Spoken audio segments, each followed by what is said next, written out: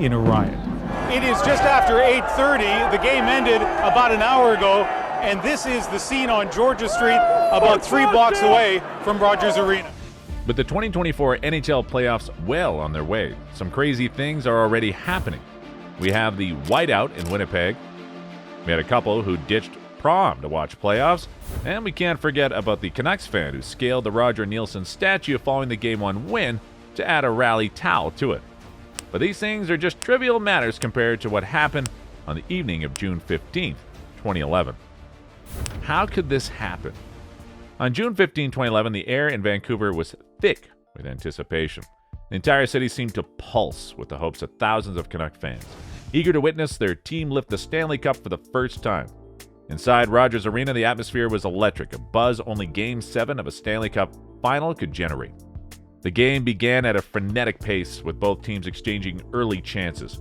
The Canucks, encouraged by their home crowd, pressed hard, looking to capitalize early. But it was the Bruins who struck first.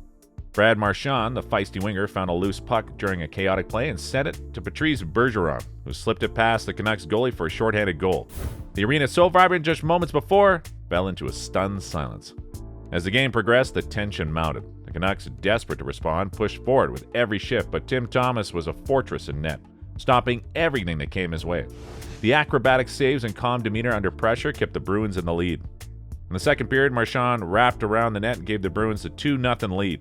The goal was a dagger to the heart of the Canuck fans, who could only watch in dismay as the Bruins celebrated. It only got worse as Bergeron put them up 3-0 with a shorthanded goal. The Canucks now had one hell of a job to do in the third. Unfortunately for the Canucks, Tim Thomas completely shut them out, and in the waning minutes of the game, Marchand got his second on the night, sending the puck into the unguarded net. When the final buzzer sounded, the Bruins had done it. Their 6th Stanley Cup. For the first time in 39 years, the Boston Bruins have won the Stanley Cup. The arena was a mix of emotions. Boston players jubilant, hugging and raising their sticks to the few Bruins fans in the crowd, while many Canucks and their supporters were slumped in their seats, or leaving, faces etched in disappointment. But the night wasn't over quite yet. It was outside of the arena where it really got out of hand. Immediately after the game finished, riots broke out in the downtown core of Vancouver.